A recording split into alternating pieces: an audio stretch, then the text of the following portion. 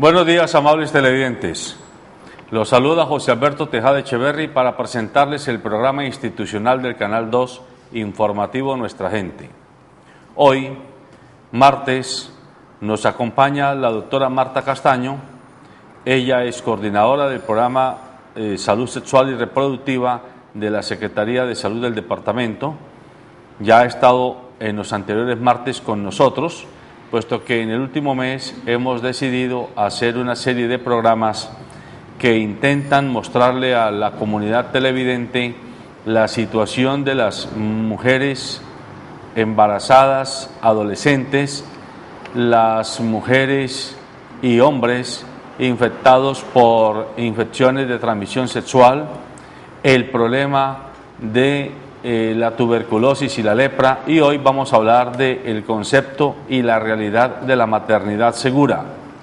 Entendida la maternidad segura como el derecho fundamental que tiene el ser humano, que a través de su madre le sea garantizada la vida desde el momento mismo en que se la concibe, de tal forma que esa madre que está embarazada, independiente de su condición social, de su condición étnica, de su condición de fe, de su condición geográfica o económica, tenga acceso garantizado a los servicios de prevención y de cuidado del embarazo y también del parto, y si es el caso, a la interrupción segura del embarazo en casos de abortos terapéuticos que lamentablemente en muchas situaciones no se dan. Este tema, que entre otras cosas está enmarcado dentro de los objetivos del milenio como una propuesta de la Comunidad de Naciones para erradicar la pobreza extrema, debe tenerse en cuenta como uno de los factores que marcan definitivamente la vida de los seres humanos, porque es la transmisión cíclica de la situación de pobreza extrema cuando una madre embarazada en condición de exclusión, de marginalidad, lo que hace es reproducir a través de esa criatura que nace la misma situación de exclusión, de atraso y de marginalidad de la que ella ha sido víctima, y por lo tanto la pobreza y la miseria se mantienen inveteradas en el tiempo. Saludamos entonces a la doctora Marta Castaño. Buenos días, doctora. Buenos días, muchas gracias. Y a nuestro periodista jefe, Cristian Peñate. Buenos días, doctor José Alberto. Buenos días, doctora Marta. Gracias por aceptar la invitación. Y buenos días a ustedes, a todos los televidentes que nos están viendo a través del Canal 2, el canal de Nuestra Gente. Comenzando esta semana, hoy martes, no es lunes, hoy es martes, después del día de fiesta, comenzamos el informativo Nuestra Gente. Recordemos nuestra página web para que usted nos siga, www.canal2.co, www.canal2.co. Recuerde que este programa usted lo volverá a ver en repetición después de las 12 del mediodía y después de las 10:30 de la noche por el Canal 2, el canal de Nuestra Gente, cable operador Global TV, y también por el cable operador en Cali, IP, canal 116. Bienvenidos. Muy bien, entremos en materia. Doctora Marta Castaño, ¿cuál es la situación que se vive en Cali y el Valle del Cauca, para no decir del país, con respecto a la maternidad segura hoy? Bueno, sí, como usted venía mencionando, realmente el tema de la mortalidad materna, a pesar de que el departamento ha reducido de manera importante este evento, pues desafortunadamente se sigue presentando, y por causas que se consideran prevenibles, ¿sí? Entonces, es como este año, por ejemplo, vamos al mes de mayo, vamos en 14 muertes maternas ocurridas, de las cuales, situación similar a la del año anterior, pues tenemos más o menos la mitad de causas, por causas propias y atribuibles, por decirlo de alguna manera, con la gestación y el parto, ¿sí? Pero lo que empieza a preocuparnos un poco más es el tema de que ya están apareciendo desde el año anterior, 2 años antes, el tema de enfermedades que no están asociadas con el embarazo, pero que en el momento en que la mujer se embaraza, su situación empeora y pues la lleva desafortunadamente a la muerte, ¿sí? Entonces son las llamadas mortalidades indirectas, que son por enfermedades que la mujer tenía, y que si uno dijera, si ella hubiera tenido una consejería preconcepcional, ¿sí? seguramente ella no se hubiera embarazado. La cifra, doctora Marta, que usted entrega de 14 es los primeros 5 meses de este año, 2013. Señor, 5. Y Pero esos son los casos de las que han muerto. Sí, de y las los muertas. casos de las que no están atendidas, que de alguna forma están censadas, pero que no han recibido atención oportuna. No, mire, en cuanto a eso, el sistema ha avanzado. O sea, el tema ya en nuestro departamento, yo diría que en el país, no es de cobertura. Aquí ya tenemos que empezar a hablar del tema de calidad en la prestación de los servicios, que es un tema bien importante porque estamos avanzando en aseguramiento universal y eso se está dando, pero necesitamos que sea aseguramiento universal, que sea de muy buena calidad, pero también necesitamos que las mujeres de manera temprana puedan acudir a los servicios, porque también sucede eso, a veces los servicios están, la mayoría de las veces los servicios están, pueden ser de buena calidad, pero si esa mujer y esa familia no está debidamente informada y educada de cuáles son sus derechos, de cuál es la ruta de prestación de servicios, de que debe ir lo más temprano posible, ojalá antes de la semana 14, el primer trimestre, a empezar su control, a veces no van tempranamente. Entonces cuando llegan ya van con este tipo de afectaciones de las que les estaba hablando. Y cuando ya es tardío, pues a veces es más difícil poderlo controlar, ¿no? En el Valle del Cauca, el municipio donde más se presentan estos casos, el descuido de esa futura madre, doctora Marta. Bueno, el tema con esto es que por población tenemos 2 municipios, por población más que todo Cali, pues es la que más reporte de casos nos hace, en este momento van 7, y Buenaventura, también no solamente por población, sino por sus condiciones sociales, lleva 3. El resto de los casos pues se presentan en diferentes municipios, por ejemplo Palmira 1, Sevilla 1, Tuluá 2, ¿sí? Entonces son situaciones que nosotros analizamos con cada uno de los municipios y con los actores involucrados. Como la mayoría de estas mujeres ya tienen aseguramiento, ustedes saben que las mujeres gestantes son priorizadas para el aseguramiento, pues siempre que hacemos estos análisis lo hacemos con los actores involucrados, analizamos por retrasos, es decir, dónde ocurrió la falla, si fue por factores relacionados con la mujer y la comunidad, con el acceso a la prestación de servicios de promoción y prevención, si fue problemas de referencia contra referencia o si son problemas de la calidad en la prestación de servicios en cualquiera de los niveles de atención. Con esos análisis, ¿qué pretendemos? Identificar las causas, qué dejó de hacerse, qué no se hizo bien, para hacer planes de mejoramiento y que cuando otras mujeres vengan en condiciones similares, pues no se mueran.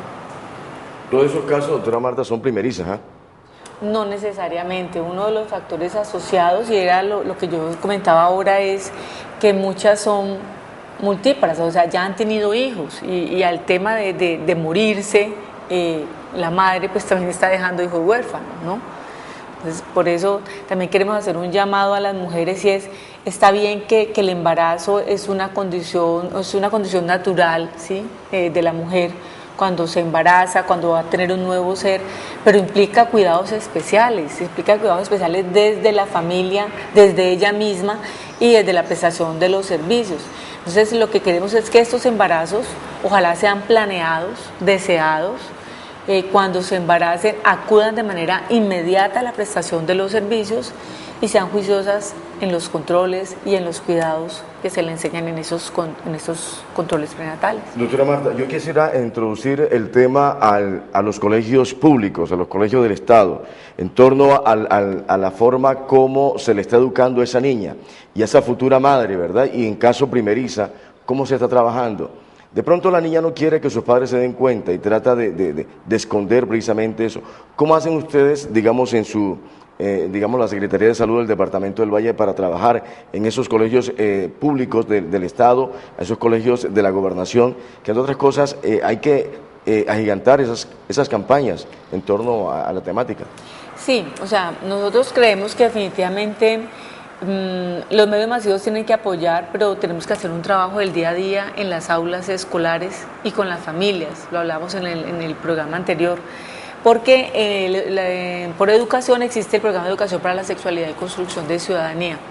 allí coordinamos con la profesional encargada del tema a nivel de departamento en la formación que se hace a maestros, a maestras, en la promoción de los derechos humanos, sexuales y reproductivos, en que se conozca, dentro de esos derechos es tener derecho a la información, a la educación, y estamos intentando mucho trabajar el tema de proyecto de vida. O sea, antes de decirle a una chica, si se embaraza vaya a control prenatal, es más bien usted cómo se ve y cómo se quiere ver usted dentro de 5 o 10 años. O sea, no se piense solo ahora aquí el presente, cuídese ahora aquí, vívalo ahora, pero proyéctese más adelante. Cuando uno hace ese ejercicio, empieza a ver que la maternidad no es la única opción que tienen nuestros y nuestras adolescentes. Porque si no hay eso, se van a pegar de cualquier cosa que les agregue, según ellas, valor como persona, ¿sí? Entonces, ¿qué queremos nosotros? Y la norma colombiana lo establece mediante una sentencia. Si hay un embarazo en una menor de 14 años, por ejemplo, debe hacerse la denuncia y esa es una de las causales de interrupción voluntaria del embarazo, ¿sí? Si ya es una chica mayor, pues hay que entrar a mirar si esa relación fue consentida o no fue consentida, y en ese sentido también tendría cabida la sentencia como tal. De no tenerla y de tomar la decisión de continuar ese embarazo, pues necesitamos que acuda lo más temprano posible a ese control prenatal, y queremos y promovemos de que estas mujeres salgan con un método de planificación desde el momento que salen de la sala de parto. Vamos a esto. Una mujer embarazada debe ser atendida sin ningún prerequisito, es decir, debiera ser algo que por el solo hecho de confirmarse que está embarazada, ningún médico, ninguna institución prestadora de salud debiera de ponerle obstáculos para que acceda a los servicios de salud. Pero en la realidad, ¿qué es lo que ocurre? Si la mujer no tiene la EPS o no tiene el Sisbén, la ponen a voltear y sencillamente se queda sin salud. ¿Cómo está resolviendo la Secretaría de Salud del departamento el acceso de esas mujeres que viven en los corregimientos, que viven en los barrios más periféricos y que muchas de ellas no tienen seguridad social, o porque son muy jóvenes, como es el caso de mujeres estudiantes, o porque sencillamente son campesinas o jornaleras del campo que no tienen ni siquiera la cultura o han sido informadas de que pueden acceder a la seguridad social, pero tienen un embarazo y se quedan sin atención? Sino allí el tema de las campañas de comunicación cuenta mucho, porque es divulgarle a todas esas mujeres que tienen derecho a atención gratuita y sin barreras. Gratuita y sin barreras. ¿Y eso qué es? Si usted no tiene y no sabe si tiene derecho, acérquese al puesto de salud o al hospital público de su municipio. Allí, ¿qué van a hacer? Le van a pedir primero su documento de identidad, que ese es un tema que a nosotros nos gustaría que ustedes nos ayudaran mucho por su canal, porque es que todavía pleno siglo XXI y tenemos muchas personas que no tienen documento de identidad. No sabemos, hay muchas razones, ¿sí? De pronto basadas en su imaginario y en sus mitos o en sus miedos, pero ese es un derecho. Porque si yo voy a ejercer mis derechos, yo soy una ciudadana y mi primer derecho es el derecho a la identidad. Entonces tenemos muchas personas que no tienen identidad, y eso es un tema importante que incluso en cualquier momento podemos pedirle a una persona de la registraduría que trabaja con nosotros y nos apoya con poblaciones vulnerables de cuál es el proceso para poder tener cedulación, tarjeta de identidad, el documento que se necesite. Usted va a un puesto de salud, a un centro de salud, a usted le piden su documento, lo meten en el sistema y ahí le aparece si la persona tiene aseguramiento, si no tiene aseguramiento, y con eso, ¿por qué necesitamos saber? Porque es que ese servicio se le factura a alguien, no es por cobrarle a la mujer, sino que eso tiene un costo. El Estado lo asume. Entonces, por eso, cuando uno llega a una institución de salud, lo primero que le piden es su documento de identidad. Entonces, se meten en el sistema y muchas veces, pero es que usted tiene una EPS, el subsidiado. ¿Por qué es importante esto? Porque es que los recursos del sistema son finitos. Y si yo teniendo aseguramiento voy a que me atiendan como si yo fuera sin aseguramiento, yo me estoy gastando los recursos que tiene asignada otra persona que no tiene aseguramiento, y además el Estado está pagando 2 veces un servicio que ya estaba pago. Entonces, en esto también hay que educar a la comunidad. O sea, las EPS del subsidiado existen y mientras existan hay que utilizarlas. y si no me dan una buena atención y no me siento bien atendido, yo tengo el derecho a cambiarme de EPS, ya sea por mala atención, inadecuada atención, o después de que yo lleve un año con ese EPS y considere que de pronto hay otra que me brinda los servicios de mejores condiciones, yo tengo derecho a cambiarme, así esté en el régimen subsidiado, también tengo derecho a cambiarme, igual que los del contributivo. Doctora Marta, usted da un tema y que tan interesante porque las personas que nos están viendo y de otros municipios, yo pregunto, bueno, ustedes hacen un censo, establecen esos parámetros para ver qué clase de mujeres están embarazadas, hay que hacerle ese cuidado del embarazo materno y ante todo de esas veredas o esos corregimientos, de pronto donde no llegan las autoridades allí porque están abandonadas para hacer ese censo. Sí, mire, lo que pasa es que el sistema, para poder que le giren los recursos a las alcaldías, debe ser basado sobre población, o sea, es poblacional, dependiendo del número de población que yo tenga, así se me asignan esos recursos. Entonces, por ese lado debemos, y los municipios conocen su población. 2, las EPS también tienen el costo calculado sobre el número de personas que tienen afiliadas y son beneficiadas. Entonces, por eso la gente que tiene una EPS tiene que hacer uso de ese servicio. Nosotros, ¿qué le exigimos a las EPS? Tener censo de gestantes. Eso es un obligatorio. Y a partir de este año salió una nueva resolución que reglamenta, que ya no era como antes. Antes le decían a usted, cada EPS tiene tantas gestantes, tiene que darle control prenatal y tienen parto. ¿Qué porcentaje tiene? Entonces, a veces esos porcentajes son mentirosos porque daban más del 100% o daban menos y simplemente era con base a una programación. Ahora ya se hizo una cohorte, o sea, ya cada EPS debe tener, por ejemplo, sus gestantes, nombre, fecha de ingreso, semanas de gestación, o sea, todo hasta que termine, de manera tal, y eso con todas las personas que tenga afiliada. ¿Para qué? Para saber si tuvo acciones de anticoncepción, de métodos anticonceptivos, si tuvo asesoría y prueba voluntaria para VIH, si se tomó la citología, si está embarazada y tuvo controles prenatales. O sea, ya se va a hacer un seguimiento mucho más estricto a las EPS, porque antes simplemente sabíamos que tenían una población, les exigíamos que la cubrieran, pero no había un mecanismo que nos hiciera mirar persona a persona cómo lo hacían. En ese momento, a partir del mes de enero, finales de enero, salió esa nueva resolución que empezó a regir para las EPS en abril, el mes de abril, y ya, por ejemplo, esta semana tenemos reunión con el nivel nacional y con las EPS para empezar a hacer seguimiento a la implementación de esa nueva herramienta que nos va a permitir poder controlar si realmente están prestando todos los servicios que se tienen que prestar. Antes no era posible mirar eso. Muy bien, vamos a presentar nuestra primera nota de la mañana de hoy en torno a este tema, maternidad segura. Veamos la nota. Antes de tener el bebé, pues planearlo, hacerse sus exámenes, su revisión pues periódica con un ginecólogo y cumplir con todos los requisitos, estar súper bien, pues que lo piense mucho, que tenga pues una seguridad y que ante todo hacerse una revisión periódica y antes de tenerlo, igual con la ginecóloga que se haga un chequeo y si está apta para tener un bebé y que sea sano. Prevenir, primero que todo hacerse todos los exámenes que le manda el médico de control.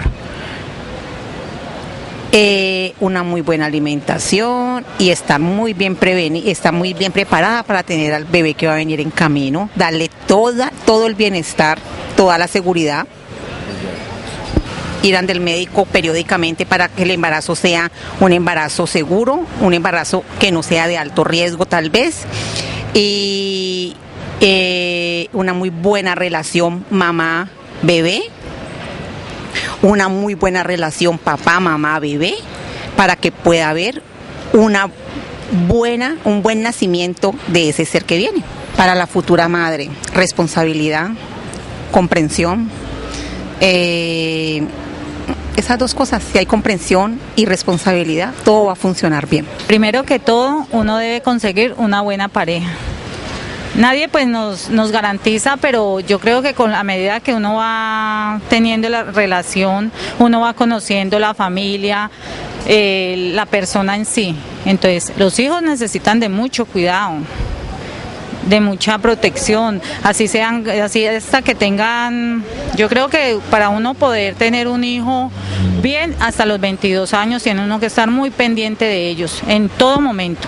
Yo creo que mi esposo ayudó mucho para la crianza de ellas, porque pues él siempre estuvo, él lo que hizo conmigo fue que no me exigió tanto que yo trabajara, sino que él trató de suplir todas las necesidades de nosotras para poder estar yo con mi hija. Cuidarse uno bien, en el asunto del embarazo, cuidarse uno bien, y después de que nazca uno su bebé, estar pendiente de él, porque hoy en día están robando mucho los niños, ¿sí? Yeah.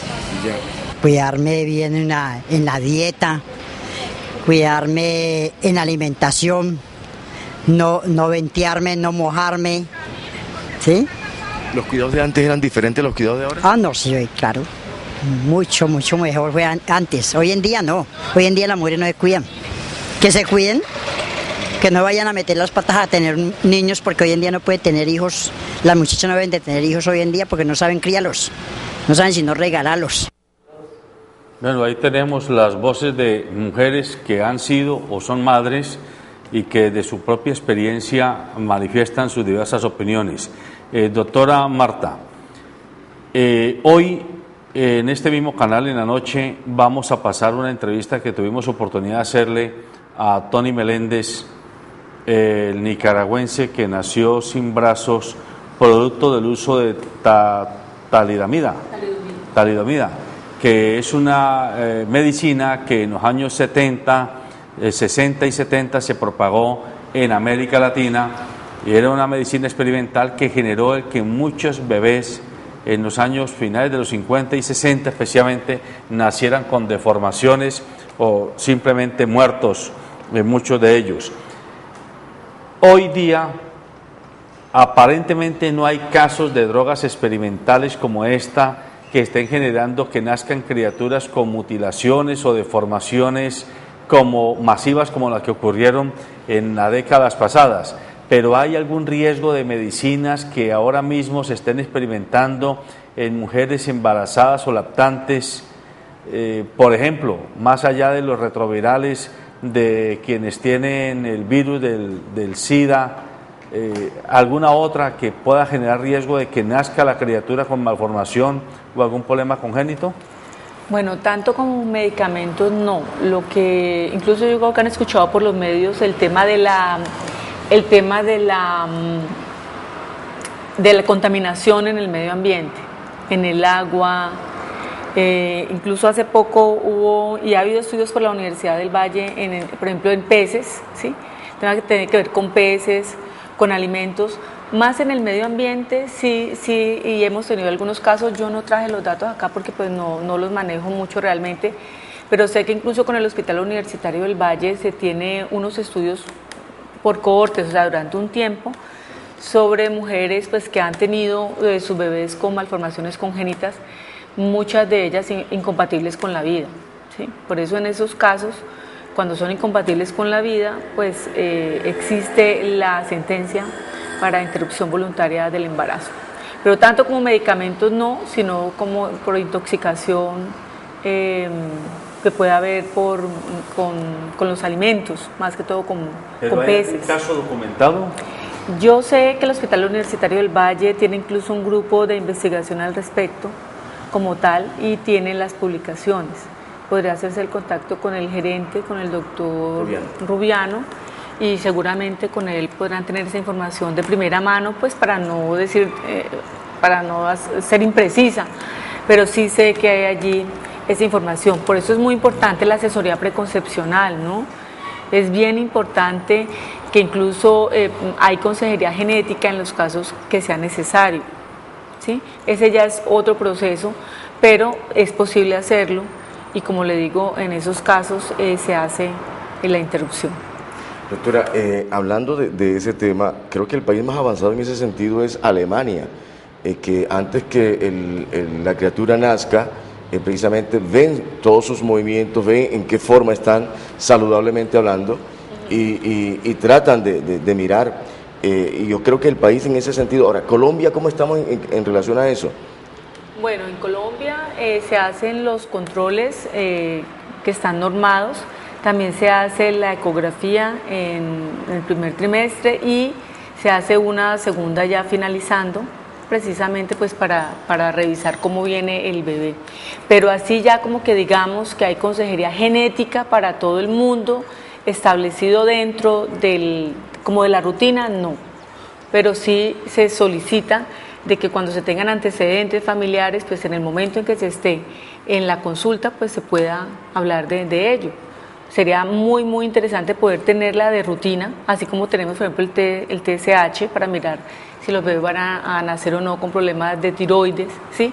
Que se puede establecer alguna rutina prenatal como tal en el país, pero en este momento no la tenemos. Como rutina prenatal, no, desafortunadamente. Doctora Marta, en la nota vimos allí relacionado a lo que dice la señora, ya es una abuelita, la última veterinaria que aparece allí, hablando de los cuidados que se hacían antes y los descuidados que se tienen hoy en día. Es más, ella aconseja de que si no van a cuidar a sus bebés, que no los tengan. Es más, utiliza una expresión coloquial en torno a ese término.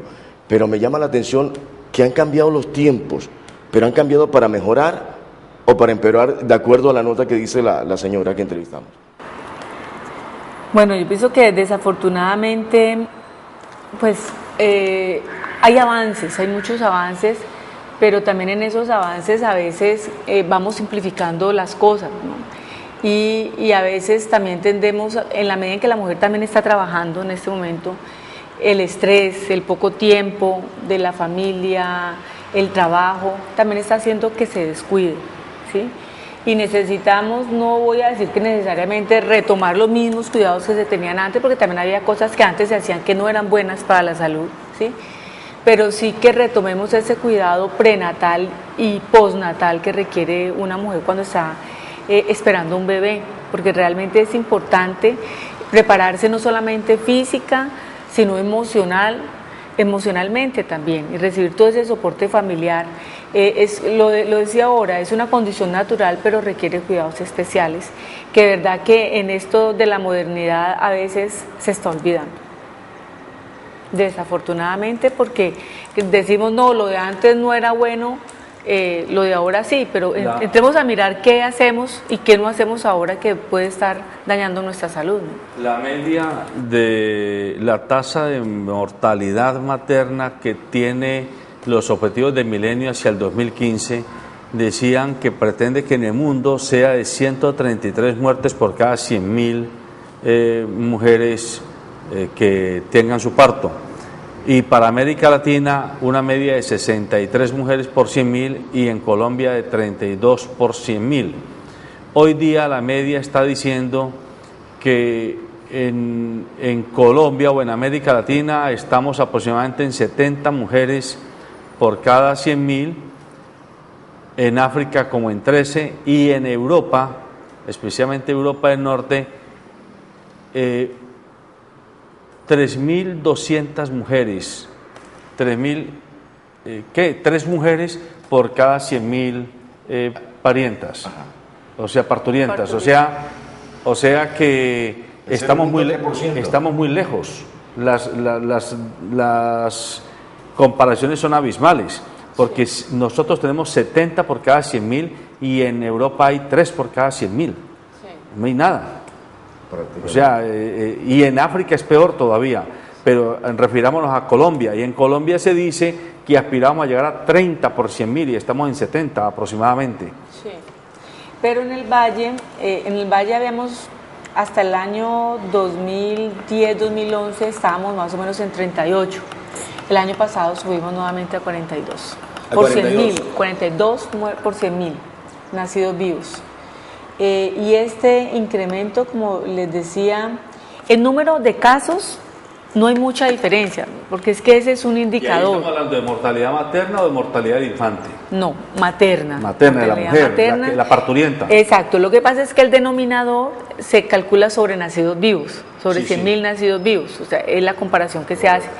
Entonces, en el Valle habíamos llegado a 38.2, el año pasado quedamos en 42, más o menos el número de casos fue el mismo, por decir algo, el año 2011 fueron 30, el 2012 también fueron 30, pero como reducen los nacidos vivos, porque de alguna manera sí estamos impactando en esos embarazos no deseados, no planeados. Entonces, en la medida en que haya un denominador más pequeño, el numerador, así sea pequeño, el indicador que sale de allí, esa razón, es más grande, ¿sí? Entonces, por eso nos queda en 42. Pero, ¿cuál es nuestro objetivo?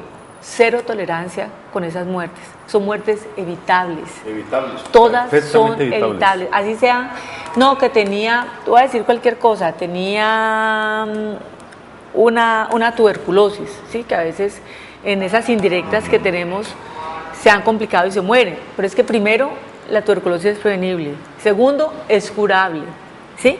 Entonces, por donde usted lo mire, esa mujer pudo haber curado su tuberculosis y haber tenido su embarazo, ¿sí? Pero cuando se juntan esos factores de riesgo, le aumentan la probabilidad de ella de morir en un evento que no tendría por qué hacer. Yo quiero hacerle otra pregunta, doctora Marta. En la época de nuestras abuelas, las abuelas nuestras, la media de estas mujeres era que se casaban como a los 15 años, más o menos, y tenían como 10 y hasta 15 hijos. O sea que cuando llegaban a los 30 años ya estaban envejecidas totalmente, pues de haber tenido cantidad de crías. Pero el ambiente cultural de la época era que la mujer salía muy joven a vivir con un hombre y se sometía a tener cuantos partos fuera necesario, porque impensable suponer una interrupción de embarazo o cosa parecida, por más que le dieran mala vida a la mujer, por ejemplo. Hoy día se habla mucho del embarazo adolescente. ¿Es un tema hoy cultural de nuevo o es de alguna manera un hecho más o menos repetitivo en la historia, que la tendencia de la mujer es que desde muy joven comienza a tener su vida procreativa, su vida de mujer embarazada, pero hoy, claro, por la cantidad de información de la que se dispone, por las condiciones socioeconómicas en las que se viven, donde ya la mujer no vive sometida o estando en la casa permanentemente, y la mujer tiene aspiraciones profesionales y laborales y también necesidades, esto se hace como más notable, pero en realidad es un poco como un fenómeno repetitivo a lo que pasaba hace 30 o 40 años. No, mire, yo pienso que si en otros temas miramos para adelante, en ese también, ¿sí? Porque estamos hablando, eso sucedió en el siglo XIX y en el XX y en los anteriores, pero no podemos esperar de que el contexto mejore y que nuestras niñas tengan que seguir viviendo esa historia que nuestras abuelas y bisabuelas vivieron, ¿sí? El contexto es diferente. El contexto es diferente, y si usted mira países que tienen mayor desarrollo social y económico, no hay niñas embarazadas, porque una niña embarazada reproduce el círculo de la pobreza. Miren nuestro país, cuál ha sido el avance en los últimos años. En algunas cosas ha avanzado, pero en ese contexto social no. Permítame, allí yo le hago una precisión para que usted nos amplíe ese punto, porque es muy importante.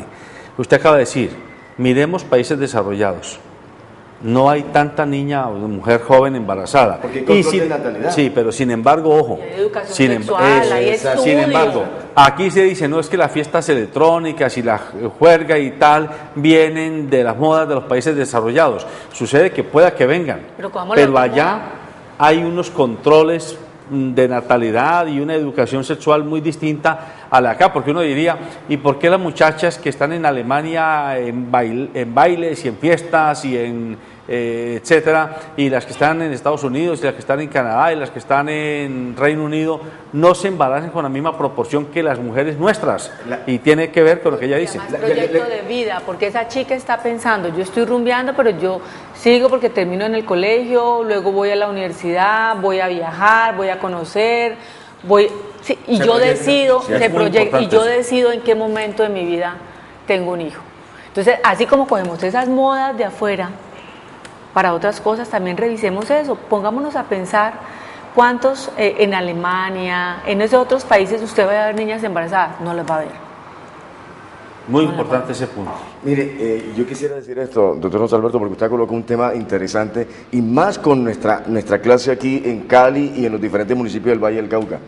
Si usted revisa 10 niñas europeas, pongamos el caso alemanas, las 10 niñas menores de 20 años en sus bolsos tienen condones, preservativos. Sí, claro. Mire, a ver, saque 10 niñas acá de distrito Agua Blanca o de algunos municipios, Cerrito, Mire, Palmira, a ver en una fiesta y abren los bolsos a ver cuántas de ellas tienen preservativo, claro. ¿Cómo se cuidan?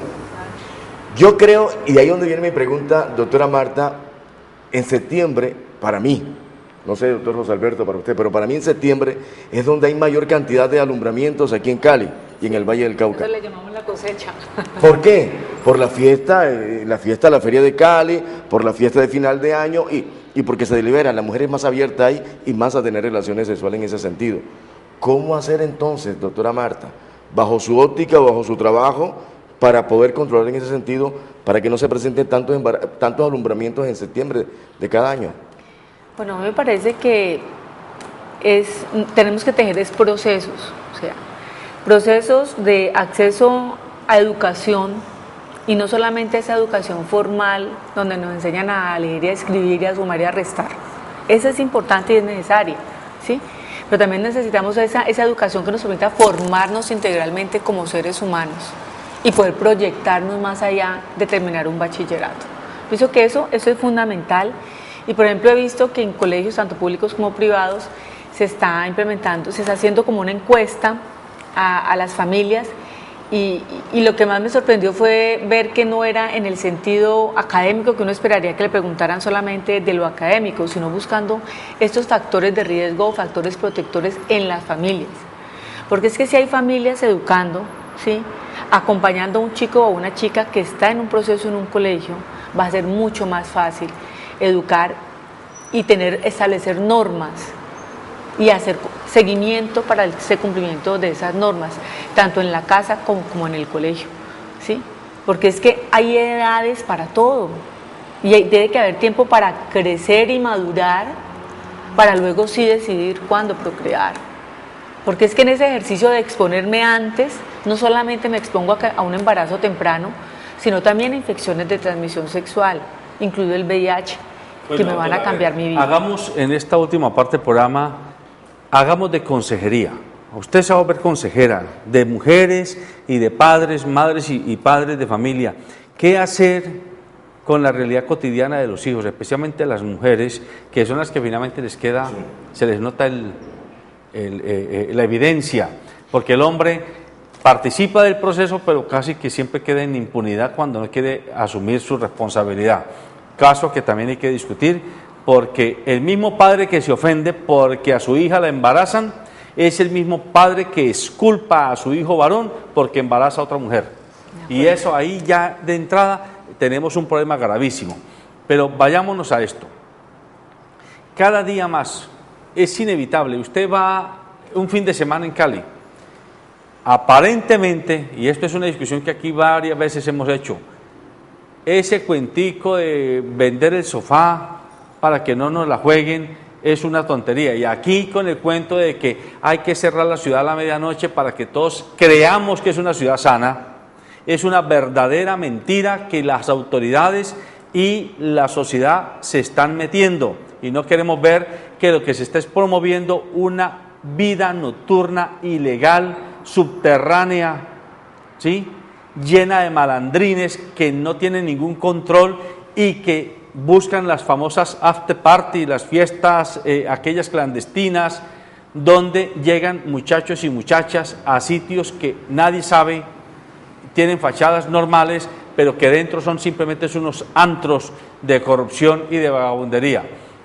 Pero ustedes, las muchachitas a los 12, 13 años ya salen, se montan, se van a sus actividades escolares y a los taxistas le dicen a la gente, mire, es que los propios taxis hasta se cambian, las mandan en taxi con el uniforme y en el uniforme se reciben la llamada en el taxi y las citan a un motel o las citan a algún determinado sitio, se cambian y se van para allá.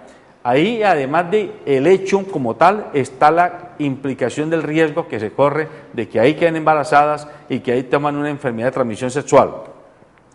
Pero también en las discotecas, las legales, también hay mucho tipo y mucha tipa buscando esos muchachitas. Pero súmale eso, doctor Tejada y televidentes, el caso de que las universidades y colegios, hay sitios en las esquinas que ya se están prostituyendo. Precisamente salen del colegio y se van para allí. Bueno, entonces los autoridades no saben. Entonces, lo que yo le quiero pedir a ustedes es que háblenle a los padres y a las madres de familia.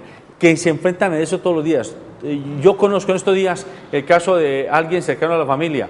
Su niña de 15 años, acaba de cumplir 15 años, se quedó en la casa acompañada con 2 compañeritas porque supuestamente le da mucho miedo quedarse sola y sus padres se fueron a una fiesta familiar. La fiesta familiar terminó más temprano de lo que la niña pensaba que iba a terminar y los padres llegaron a la 1 de la mañana a la casa y la niña no estaba y las 2 amiguitas no estaban y estaban en una discoteca del norte de Cali. Llegaron a la casa entaconadas con cartera, todas titinas. ¿De dónde venían? ¿Con quién andaban? Y son niñas de colegios normales y niñas de familias normales. ¿Qué le dice usted, que es experta en estos temas, a un padre y a una madre de familia que tiene este tipo de dilemas? Bueno, primero, o sea, experta en otros temas, en este no necesariamente, pero pienso que es de sentido común. O sea, en la crianza de los hijos y de las hijas, yo lo decía ahora, hay momentos para todo. Una niña de 12, 13 años no tiene nada que estar haciendo en la noche, fuera de su casa sin sus padres. No debiera. No debiera, pero entonces ahí es donde nos decimos, es que los muchachos de ahora y las muchachas de ahora, pero ¿quién está permitiendo?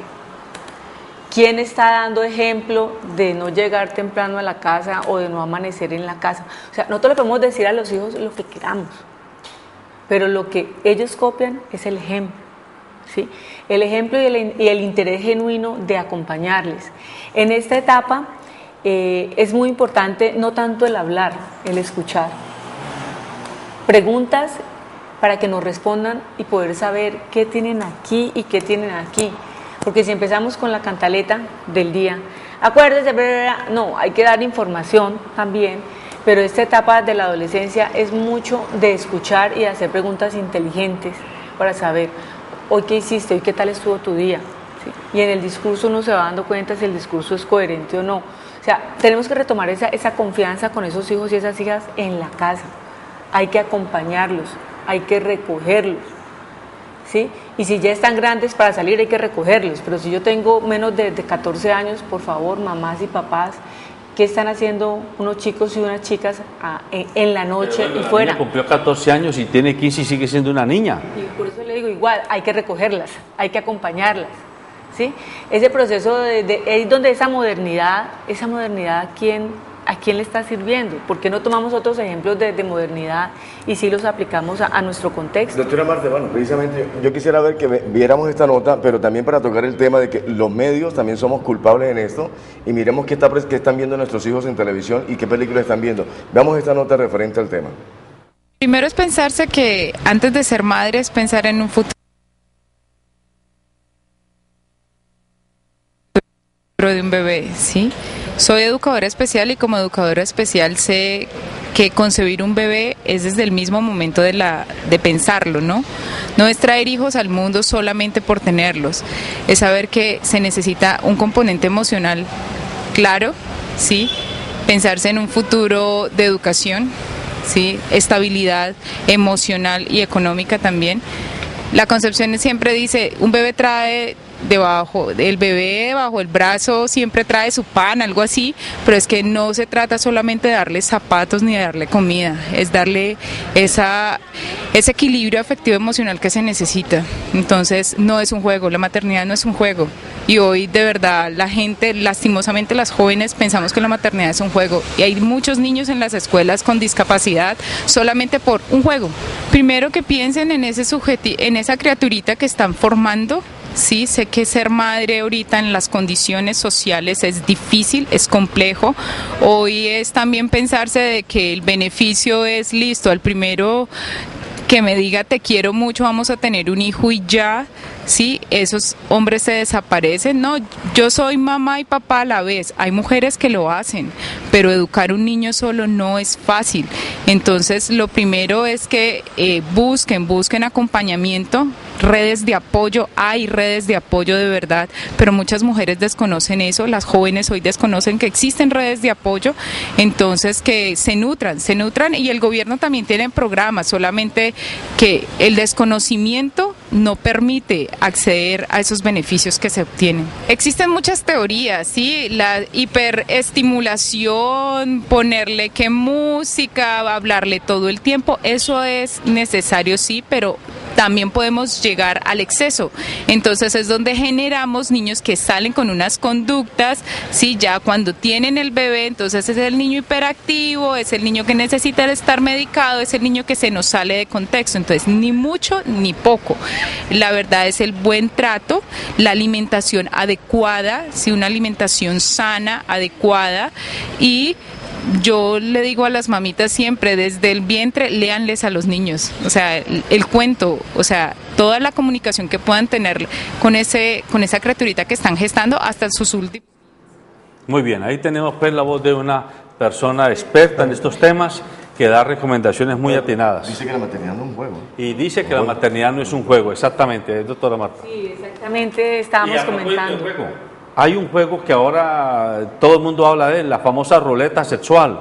Usted, que está cerca de estos fenómenos, ¿qué tiene para decirnos? Sí, precisamente hoy en la tarde en el departamento existe un espacio intersectorial donde se tocan los temas de salud sexual y reproductiva de adolescentes y jóvenes, donde está ICBF, Desarrollo Social, Salud Mental del departamento, Salud Sexual y otros integrantes, incluidos jóvenes, porque es que este es un tema que tenemos que tocar en los medios, pero yo les invito a tocarlo de manera adecuada, porque cuando se tocan como el boom, se logra el efecto contrario. O sea, se promueve algo que no queremos promover porque es lesivo para la vida, se le hace publicidad a algo que no la merece, que además está poniendo en riesgo a nuestros niños y a nuestras niñas, no solamente físicamente, emocionalmente, socialmente, los va a poner en riesgo, porque a veces ni siquiera saben qué es, y recuerden que en la adolescencia es un momento de estar en moda, de presión de pares, y tenemos que trabajar mucho con nuestros chicos y chicas, el aprender a decir no, porque es que todo tiene consecuencias. La sexualidad, mi cuerpo, no puede ser un juego, porque todo en la vida tiene consecuencias, buenas o malas, pero las va a tener. Entonces no podemos promocionar algo que está dañando a nuestros chicos y chicas. Hay que hablar del tema, pero hablarlo frente a los riesgos que está representando para su salud y su vida. Y los padres y las madres tenemos que hablar con nuestros hijos sobre el tema, preguntarles qué piensan de eso. ¿Sí? De pronto no entrar con todo lo que tenemos aquí, sí lo tenemos acá y hay que tenerlo claro. Pero, ¿tú qué piensas de eso? ¿Has visto lo que ha salido por la televisión? ¿Tú qué harías en un momento de eso? Y ahí nos damos cuenta de qué están pensando y qué están sintiendo nuestros chicos y chicas para poder en ese momento acompañarles y orientarles en que esto no es un juego. O sea, la sexualidad no puede ser un juego, ¿sí? Tiene que vivirse, disfrutarse en la medida en que ya estemos preparados física y emocionalmente para poder hacerlo y hacerlo con protección, no como un juego. También hay que mirar el trasfondo de esto, doctora Marta. Es que la niña, la de 14, 13, 15 años, ella no está yendo con el papá ni la mamá, está yendo con la abuela, ¿verdad? Se le escapa y precisamente va a estar en ese ambiente. ¿Y quién le da esa educación? ¿Quién la protege? ¿Quién le educa? ¿Quién le brinda la oportunidad de decir algunas cosas o abrirle los sentidos? Pero mire, en ese sentido, y usted lo está tocando porque nosotros todavía pensamos y queremos seguir pensando que la familia sigue siendo la mamá, el papá y los hijitos. Desafortunadamente esas familias cada vez hay menos en nuestro país. Y usted lo decía, hay una abuela criando a una niña. Las abuelas son abuelas, son querendonas, no ponen límite. Ya están cansadas. Exacto, porque es que su ciclo vital no es para estar criando hijos, ¿sí? Los pueden cuidar un fin de semana, un rato por la tarde, pero no criar un hijo o una hija. En ese momento era algo que de pronto en el programa pasado no sé si no quedó claro, pero ahí era cuando yo decía el sector educativo tiene un papel importante. Mira, hay estudios en el mundo que demuestran que así una familia no sea funcional, si se hace una buena labor educativa, de educación, de formación en la escuela, trabajando la resiliencia, esos niños y niñas, así vivan en un contexto adverso, pueden salir adelante y pueden formar esos valores y esos principios para su vida, cambiar esos cimientos y poder proyectarse más allá, a pesar de que tenga en su familia un medio adverso. El sector educativo puede hacerlo, y se enseñan habilidades para la vida, para la comunicación, para el relacionamiento con el otro y con la otra que sea de manera adecuada y asertiva. Usted introduce un tema muy interesante, y es que el sistema educativo está diseñado para seguir instruyendo a las personas, pero no formándolas para la vida. Entonces hay personas que terminan siendo muy buenos ingenieros, muy buenas abogadas, muy buenos contadores, muy buenos médicos, muy buenos diseñadores, pero no están formados en esas habilidades que se requieren para vivir bien, para tener una familia, para levantar unos hijos, para asumir una serie de responsabilidades en la comunidad. Y eso en el fondo es lo que falta, porque el educador que llega a la escuela, así sea de primaria, de secundaria, de universidad, sabe mucho del tema profesional que tiene, pero no sabe nada de cómo es que hay que formar ese ser humano para que viva bien y ayude a que los demás vivan bien. ¿Y cómo desaparece, doctora Marta, el tema de la cátedra que se daba antes, comportamiento y salud, que ese educaba y ayudaba a esa criatura que va en formación, también le ayudaba a mirar todo ese aspecto? Sí, lo que pasa es que eso se daba como materia y al final, y resulta que nosotros no podemos, eso no es una materia, tiene que ser transversal. Eso es lo que nos diferencia de esos otros países, ¿sí? Porque en esos países esa labor la hace la familia, ¿sí? Si aquí tenemos dificultades en la familia, tenemos que tener un sistema educativo que refuerce en el aula y lo haga de manera transversal. O sea, el proyecto de educación para la sexualidad y construcción de ciudadanía, que en cualquier momento podemos pedirle a la persona que lo lidera en el departamento que nos acompañe y les pueda explicar más a fondo cómo es el proceso, lo que intenta es brindar unas herramientas para que de manera transversal, ¿sí?, docentes puedan desarrollar habilidades y competencias, para que esos niños y niñas desarrollen habilidades y competencias para la vida. Entonces, por eso no puede ser una materia, no puede ser todos los lunes a las 8. Es como desde matemáticas yo puedo hablar del tema, como en sociales, en lenguaje. Son unas herramientas básicas y sencillas que le permiten a los docentes trabajar el tema de educación para la sexualidad de forma transversal. Lo que sí necesitamos es que esos docentes estén bien cualificados, porque recuerden que uno da lo que tiene, ¿sí? Y si yo tuve una buena crianza, un buen proceso educativo, soy asertivo, tengo buena comunicación, pues voy a enseñar eso. Si no, voy a enseñar lo que yo tengo. Entonces, por eso el primer paso que se da, y el sector educativo lo ha venido haciendo, es trabajar con docentes, maestros y maestras, porque ellos son los adultos significativos que están en la escuela. Ya nos quedan 2 minutos. Dé usted 3 consejos o 3 pautas que le quiera sugerir a los padres de familia que hoy están con hijos adolescentes. 3 medidas que debieran tomar o 3 actitudes que debieran asumir frente a sus hijos y que están de alguna forma probadas por su eficacia. Bueno, primero es hacer un alto, ¿sí? Y pensar que a los hijos hay que suplir las necesidades de alimentación, de estudio, etcétera, pero hay que ir más allá, y es como seres humanos. Escuchemos a esos chicos y a esas chicas que piensan, qué les preocupa, con qué sueñan, qué están haciendo, a dónde van. Hablemos con esos hijos y escuchémoslos y acompañémoslos significativamente. Y si no sabemos cómo hacerlo y nos faltan herramientas, hombre, pues hay instituciones que les pueden apoyar. Está el ICBF, está el mismo sector educativo y el sector salud, desde los servicios amigables para adolescentes y jóvenes, aunque el objetivo principal son adolescentes y jóvenes, pero sabemos que detrás de esos chicos y chicas hay familias y también que queremos poder trabajar con ellos. Yo también hago un llamado para los diferentes gerentes y directores de medios de comunicación aquí en Cali, en el Valle, televisivos, escritos y también radiales. No es posible que a través de un medio radial se pongan a hacer cualquier clase de atropellamiento con las niñas en torno y hablándole en doble sentido, y que nosotros los mayores nos echemos a reír a carcajadas para celebrar lo que dicen por radio, y también a través de algunos medios televisivos presentar unas películas que van en detrimento de la juventud, van en detrimento de los adolescentes, y no les deja nada de enseñanza, no les deja a ellos nada para poder cosechar y poder vislumbrar el futuro inmediato que tienen esas criaturas. Y a través también de las revistas y los medios informativos, a ver qué le podemos enseñar y qué le podemos dar para aprender a nuestros hijos. es interesante que nosotros como medio pongamos un granito de arena a la causa y pongamos a pensar a nuestros padres, a nuestros niños, a nuestros adolescentes, la realidad de lo que está pasando en una Cali, en un valle, en una Colombia, en una América, en un mundo que va cada día peor en torno al tema de esto, el tema de los embarazos no deseados. Cali ha sido, o se ha tratado de vender como la capital de la salud, y eso no es cierto, es la capital de la estética, de las operaciones, de las intervenciones quirúrgicas para a las mujeres ponerles volumen en sus senos, volumen en sus derrière y darles formas en su cintura, etcétera. Todo esto nos debe hacernos una pregunta, especialmente a los padres de familia que tienen hijas adolescentes. ¿Qué hace un papá y una mamá dándole a una niña de 15 años de regalo una cirugía estética para que se aumente senos?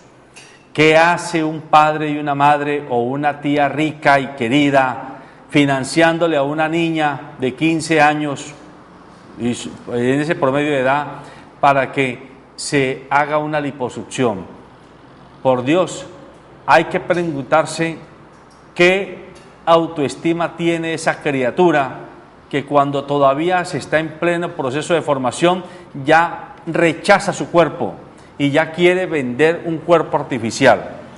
Y preguntémonos qué hacen o qué hacemos los hombres que de manera directa o subliminal les pedimos a las mujeres que se hagan esa cantidad de operaciones para poder que sean más atractivas a nuestros ojos y a nuestras miradas. Hay que preguntarse si de verdad estamos buscando una mujer más bonita y mejor mujer, o estamos tirándonos la autoestima y el destino futuro de ese ser humano porque simplemente le estamos entregando un mensaje perverso. Así como ustedes con ese cuerpo que tiene, no va para ninguna parte. Venga, la hacemos a renglón y medida de la publicidad estética. Esto no es sano. Es hora de que los padres de familia nos pongamos serios, que le paguen la cirugía estética a una mujer que por razones de salud, por razones de obesidad mórbica, cualquiera de esas cosas la requiera, pero no puede ser para una niña de 15 años que estemos invirtiendo 4 y 5 millones y que unos señores cirujanos estéticos que posan de ser personas muy decentes y gente de bien, no tengan el menor pudor en intervenir el cuerpo de una criatura de 15 años simplemente porque están cobrando 4 y 5 millones de pesos para echárselos a su bolsillo y comprarse un carro de último modelo. Buenos días.